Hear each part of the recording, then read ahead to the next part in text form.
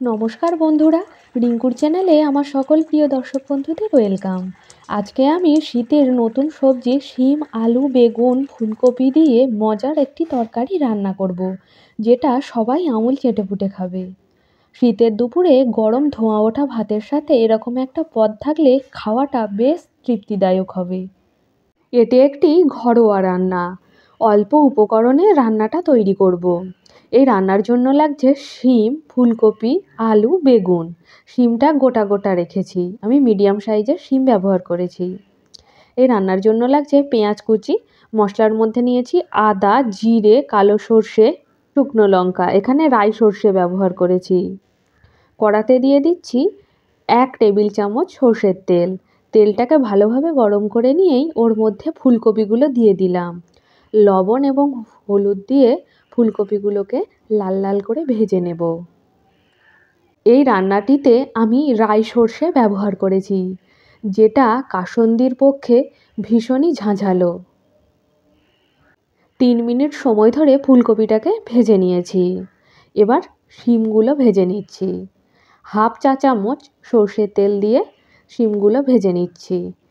শিমের মধ্যে দিয়ে দিচ্ছি লবণ এবং হলুদ, এখানে শিমের পরিমাণ অনুযায়ী লবণ এবং হলুদ ব্যবহার করলাম। দেখুন শিমগুলোও ভাজা হয়ে গেছে।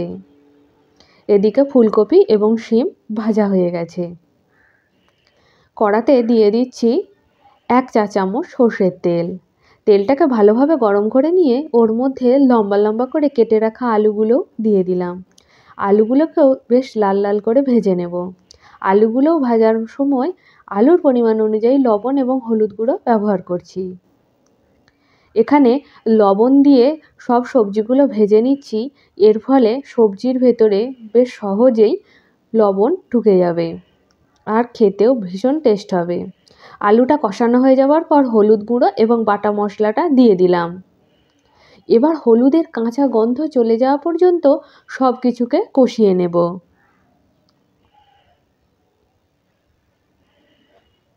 শীতের দুপুরে গরম ধোঁয়া ওঠা ভাতের সাথে এরকম একটি ঝাঁঝালো তরকারি থাকলে মাছ মাংসের প্রয়োজন হবে না। আলুর সাথে মশলাটা 5 মিনিট সময় ধরে কষিয়ে নেবার পর ঝোলের পরিমাণ অনুযায়ী জল দিয়ে দিলাম। এবার জলটা ফুটে যাওয়া পর্যন্ত অপেক্ষা করব। এই রান্নাটি খুবই সহজ, আর রান্নাটা আমি কাঠের উনানে করছি, তা আপনারা দেখতেই পাচ্ছেন। জলটা ফুটে গেছে। এবার ভেজে রাখা শিম এবং ফুলকপি দিয়ে দিচ্ছি, আর সাথে দিয়ে দিচ্ছি বেগুন। বেগুনটা কিন্তু আমি আগে থেকে ভাজিনি। এবার ঝোলের পরিমাণ অনুযায়ী লবণ দিয়ে দিলাম। সব কিছুকে বেশ ভালোভাবে মিশিয়ে নিচ্ছি। এবার ঢাকা দিয়ে সব কিছুকে সেদ্ধ করে নেব। 15 মিনিট পর ফিরে এসেছি। শীতের সবজি এবং নতুন আলু, তাই সেদ্ধ হতে বেশি সময় লাগে না। দেখুন আলু এবং ফুলকপি বেশ সুন্দরভাবে সেদ্ধ হয়ে গেছে। কত সহজে এবং অল্প মশলায় এই রান্নাটি আজকে আপনাদের সাথে শেয়ার করলাম।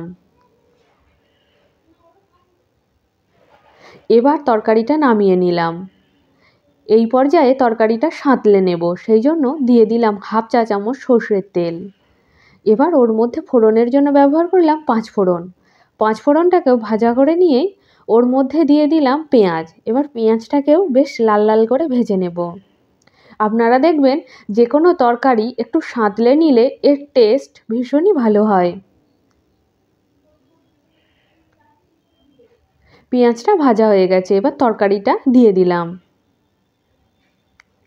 এবার বেশ ভালোভাবে সব কিছুকে মিশিয়ে নিচ্ছি এবং 5 থেকে 6 মিনিট মতো ফুটিয়ে নিচ্ছি। তৈরি হয়ে গেছে শিম, আলু, বেগুন এবং ফুলকপি দিয়ে মজাদার স্বাদের এই রেসিপি। এবার নামিয়ে নেব। আমার আজকের এই রেসিপিটা আপনাদের কেমন লাগলো অবশ্যই কমেন্টের মাধ্যমে আমাকে জানাবেন। ভালো লাগলে একটা লাইক দেবেন। আর আপনি যদি আমার চ্যানেলে নতুন দর্শক বন্ধু হয়ে থাকেন, তাহলে প্লিজ আমার চ্যানেলটিকে সাবস্ক্রাইব করে পাশে থাকার অনুরোধ রইল। আজকে এ পর্যন্তই।